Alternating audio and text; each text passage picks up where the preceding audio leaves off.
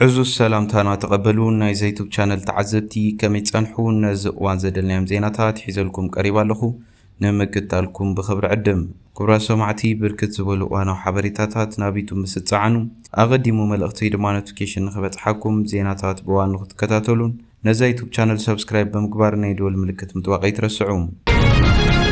وهلل هاجراو عدا أمريكا أبز حلف 10 عامتات بعزف بموساخ لعلى 4 تريليون دولار كم زبطحة تقليتهم وهلل هاجراو عدا أمريكا أبز حلف حد عقور بعزف بموساخ لعلى 4 تريليون دولار كم زبطحة زوت وتصابات حبيرو مالهم ازي تهاجر اب وان دونالد ترامب جو بايدنن ازيو بزح مال كم زهلخات زرئيهم اب كل تشحن 16 وهلل هاجراو عدا أمريكا تحت 10 تريليون دولار منبارو يذكر بصحفة كونغرس باجت أمريكا ولل عدا أمريكا بكل حساسة شدشن ناب أستات 4 تريليون دولار كديب تثبيت كم زلو يزغلت زلوم منغست فيدرال نحصرت باجتو نمشفان زيادة ገንዘብ أبزو صالو زلو وان تتقمتي زل علامتن ولدن واغاتات نبرتن አጋጢሞም አለው እዚ أمريكا أزق بيبوازلو 4.05 تريليون دولار عدا بمسرت 18 حساس وصصبصابات ترخب خوين اب تحتي كلسته بريزيدنتات وان جو بايدنن دونالد ترامبن نزلو مطلق أمريكا زغلحيم نابتخالي زينا مسنمرح روسيا اب رأس ختما يوكرين متن سفيح متقعت بمفصم بوحدو 5 سبات قتيلام روسيا نابلوم ابزو قحليتي اب كيب رأس ختما يوكرين كبابي اتا كتمان ناي مسائلات متقعت بمفصم بوحدو 5 سبات كم زقتله تغليصوم اتدبداب اب حيال منبر ابايتن حدا عبي مخازينون كم زتفصمن بوحدو 23 مقدات كم زبصحن يوكرين غليصالم سبمز اتا هاجر بفرس راس تتصقطو سبات كهلون مرغغات بقلطوف ناي تفتيش سرحتي ككير تزازي بومالوم እዚ ከምዚልን ከሎ ሩማንያ ኣብቲ ብሰሜናዊ ሸነኽ ምስ ዩክሬን ዘዳውባ ሓንቲ ድሮን ኣብ ክልል ኣየራ ድሕሪ ምእታዋ ኣብ መላእቲ ሃገር ናይ መጠንቀቕታ ድምፂ ከም ዝተሰምዐ ገሊጻላ ሚኒስትሪ ምክልኻል ሩማንያ ኣብ ዘውፅኦ መግለፂ ሓሙስ ንግሆ ሓንቲ ድሮን ንክልል ኣየር ሩማንያ ብምጥሓስ ካብ ከተማ ጋላቲ ንሸነኽ ምብራቕ 13 ኪሎ ሜትር ርሒቓ ክትበረር ተራእያሉ እታ ድሮን ኣብ ሓደ ሰብ ዘይነበሮ ከባቢ ብምዕላብ ንኡስ ባርዕ እኳ ተፈጠረት እቲ ባርዕ ቀልጢፉ ከም ዝጠፈ እቲ ሚኒስትሪ ኣብ ዘውፅኦ መግለፂ ኣፍሊጡ ናብትኻሊ ዜና ምስነምርሕ ባጤራ ኢትዮጵያ ወዲቑ ክብል ጸብጻብ ብሉምበርግ ሓቢሩ ብር ኢትዮጵያ ምስ ዶላር ኣሜሪካ ክነጻጽርን ከሎ ተራእዩ ዘይፈልጥ ደረጃ ከም ዝበጽሐ ብሉምበርግ ገሊጹሎም ማእከላይ ባንኪ ኢትዮጵያ ኣብዚ ዓመት ነቲ ባጤራ ንምድጋፍ ኣስታት 2.2 ቢልዮን ዶላር ከም ዘውፅኦ እኳ እንተገለጸ እቲ ናወሰኸ ዝኸይድ ዘሎ ውፅኢታት ሓያል ጠለብ ባጤራ ወፃኢ ግን ኣብ ሸርፊ ልዑል ፀቕጢ ምፍጣር ቀፂሉሎም ዋጋ ብር ኣብዚ ዓመት ብ3.2 ሚእታዊት ብምንካዩ ምስ ዶላር ክነጻጸር ናብ ከባቢ 162 ወሪድሎም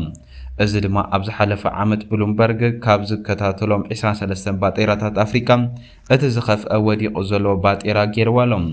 ብልጽግና ኣብ 2024 መምሕያሽ ሰርፊ ካብ ዝገብር ነድሓር ዋጋ እቲ ባጤራ መንቆልቃሉ ቀፂሉ ዝርከብ ወኪል ስታንዳርድ ቻርተር ባንክ ቢንቶን ግለን ናህር መንቆልቃል ዋጋ ብር ክዝሕትል ምዃኑ ብምግማት ኣብ መወዳእታ ዝዓመት ሸርፊ ኣንጻር ዶላር 163 ብር ክበጽሕ ምዃኑ ይግምት እዚ ከምዚ ኢሉ እንከሎ ዋና ስነ ቁጠባ ሲቲ ግሩፕ ንኣፍሪካ ዝኾነ ዴቪድ ኮዋን ኣብ መወዳእታ ዓመት ዋጋ ብር ኣንጻር ዶላር ካብ 185 ክሳብ 195 ብር ክበጽሕ ተጽቢት ከም ዘለዎም ንብሉምበርግ ገሊጹሎም ናብትኻሊ ዜና ምስነምርሕ ኣሜሪካ ኣብ ጉዳይ ዓብዪ ግድብ ህዳሴ ዳግም ድርድር ክትጅምር ድልውቲ ምዃና ገሊጻ ላዕለዋይ ኣማኻሪ ፕሬዚዳንት ዶናልድ ትራምፕ ኣሜሪካ ኣብ መንጎ ኢትዮጵያን ግብፅን ብዛዕባ ዓብዪ ግድብ ህዳሴ ኢትዮጵያን ኣጠቓቕማ ማይ ኣባይን ብዲፕሎማስያዊ መንገዲ ንነዊሕ እዋን ዝጸንሐ ዘይምርድዳእ ንምፍታሕ ድርድር ክትጅምር ድልውቲ ምዃና ኣፍሊጡ ላዕለዋይ ኣማኻሪ ፕሬዚዳንት ትራምፕ ኣብ ጉዳያት ኣፍሪካ ኣማሳድ ቡሉስ ዋሽንግተን ኣብ መንጎ ኢትዮጵያን ግብፅን ሱዳንን ዝካየድ ዘሎ ዘተም ቀጻልነት ንምምችቻ ከምኡውን ኣብ ዙርያ እቲ ግድብ ዘይተፈትሑ ጉዳያት ንምፍታሕ ንሰለስቲን ሃገራት ቴክኒካዊ ሓገዝ ክትገብር ድልውቲ ምዃና ገሊጹ ብመሰረት ጸብጻባት ግብፂ ነፃ ምምሕዳር ትራምፕ እቶም ወገናት ናብ ድርድር ክምለሱን ኣብ ኩሎም መዳያዊ ስምምዕ ክበጽሑን ክሰርሑን ከም ዝደልዩ ቦሎስ ገሊጹ ዘሎ እዚ ከምዚ ኢሉ እንከሎም ሚኒስትር ጉዳያት ወፃኢ ግብፅን ሶማልን ኣብ ዞባዊ ጉዳያት ንልኡኽ ሕብረት ኣፍሪካ ዘላቂ ገንዘባዊ ደገፍ ክገብር ፀዊዖም ኣለዉ። ሚኒስትር ጉዳያት ወፃኢ ግብፂ በድር ዓብድላጥን ሚኒስትር ጉዳያት ወፃኢ ሶማል ዓብድሰላም ዓብዲ ዓሊን ብቴሌፎን ኣብ ዘካየድዎ ዝርርብ ኣብ ዞባዊ ጉዳያት ክልቲኣዊ ዝምድናታትን ተዘራሪቦም ኣለዉ። ኣብቲ ዘተካይሮ ኣብ ሶማል ንዘካየድ ተልእኾ ደገፍ መረጋጋእን ሕብረት ኣፍሪካ ኣውሶም ቀዋሚ ገንዘብ ደገፍ ክግበር እውን ፀዊዖም ኣለዉ። በመሰረት ሓበሬታ ኣሕራም ኦንላይን ክልቲኦም ሚኒስትራት ብዛዕባ ኩነታት ሶማል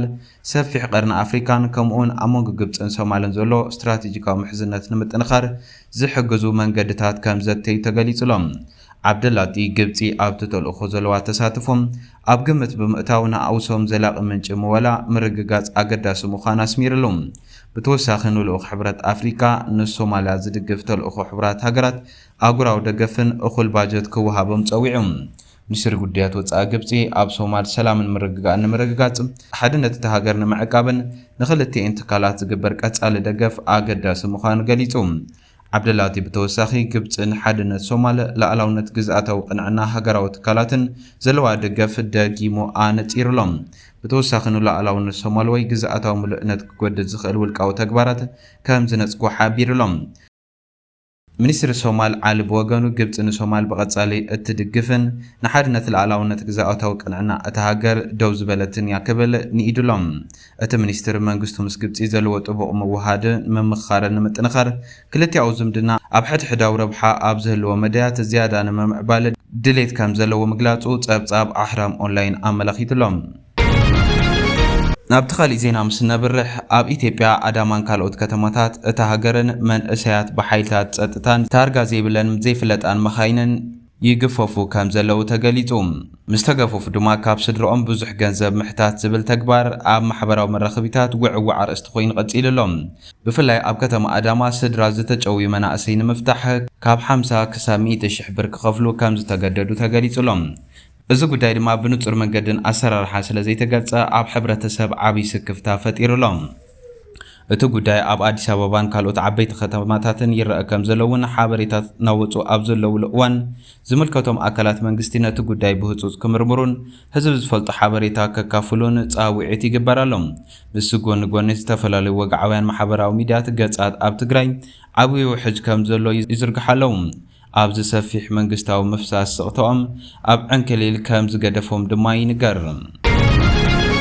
ናብቲ ናይ መወዳእታ ዜና ምስ ነምርሕ ትራምፕ ምስ ኢራን ዝርርብ ከም ዘየለ ገሊጹ። ቴህራን ብወገና መጻቡ ሕርሙዝ ገና ከም ዝተዓጽዋ ኣፍሊጣ ኣላ።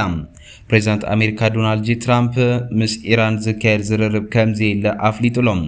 ንሱ ወሲኹ ወሽመጥ ሕርሙዝ ንመጓዓዝያ ባሕሪ ክፉት ምዃኑ ብምግላጽ እቲ ወሳኒ መስመር ማይ ንመጓዓዝያ ዕጹው ኮይኑ ክቕጽል ኢራን ዝሃበቶ መግለጺ ነጺግሎም። እቲ ን6 ኣዋርሕ ዝጸንሐ ግጭት ከብቅዕ ዝዓለመ ስምምዕ ክህሉ ተስፋ ኣብ ዝሃሰሰሉ ዘሎ እዋን ዋጋ ነዳዲ መሊሱ ወሲኹ ይርከብ። ብተመሳለ ዕዳጋታት ኣክስዮን ስለ ዝተጸልዉ ወጻኢታት ልቓሕ ኣሜሪካ ሓዊሱ ዓበይቲ ሃገራት ኣብ ውሽጢ 10 ዓመታት ዝለዓለ ደረጃ በፂሕሎም። እዚ ድማ ብዛዕባ ነዊሕ እዋን ዝቕባበ ዋጋታት ኣብ ፋይናንሳዊ ጽላት ዘስዕቦ ኣለታዊ ጽልዋን ዓብይ ስክፍታታት ፈጢሩ ይርከባሎም። ግዜያዊ ስምምዕ ምቁራጽ ተኽሲ ከም ዘኽተመ ሓደ ላዕለዋይ በዓል ስልጣን ኢራን ንሮይተርስ ኣብ ዝሃቡ ሓበሬታ ዝገለጸ ኮይኑ ሃገሩ ብሰንኪ እቲ ዲፕሎማስያዊ ምትፍናን ናብ ሙሉእ መጥቃዕታዊ ወታደራዊ ድልውነት ተሰጋግር ከም ዘላ ገሊጹ። ይኹን እምበር ብክልቲኡ ወገን ዝተፈጸመ ሓድሽ መጥቃዕቲ ከም ዘየለዩ እናተሓበረ ዝርከብ ዘሎ። ትራምፕ ኣብ ትዊተር ገጹ ኣብ ዝለኣኾ መልእኽቲ ምስ እስላማዊት ሪፐብሊክ ኢራን ዝካየድ ወይ ዝተወጠነ ዘተ የለን ክብል ተሰሚዑ ዘሎ።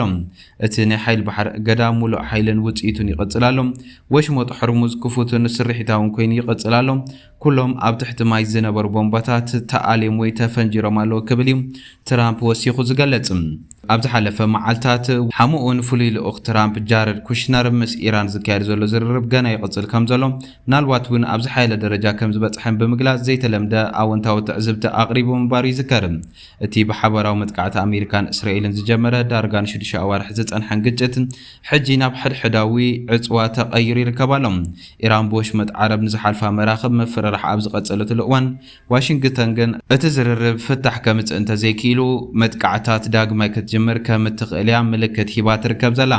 ሓደ ካብ ቀንዲ ዕላማታት ኣሜሪካ ኢራን ኒኩለራዊ ኣጽዋር ከይትረክብ ምዃን እኳ እንተኾነ ቅድሚ ሕጂ ወተሃደራዊ ሓይልታት ኣሜሪካ መጥቃዕታት ኣብ ዝተፈጸመሉ ቦታታት ተቐቢሩ ተባሂሉ ዝእመነሉ ዝሃብተመ ዩራኒየም ከየውፃእኻ ነዚ ዕላማ ምዕዋት ብድሆ ክኸውን ይክብሉ ድማ ክኢላታት ይገልጹ። ባርከስ ክቡራት ተዓዘብቲ ነዚ እዋን ዘደልናይ ሓበሬታ ዝመስል ነይሩ። ብኻሊእ ዜና እስካዕ ንራኸብ ሰላም።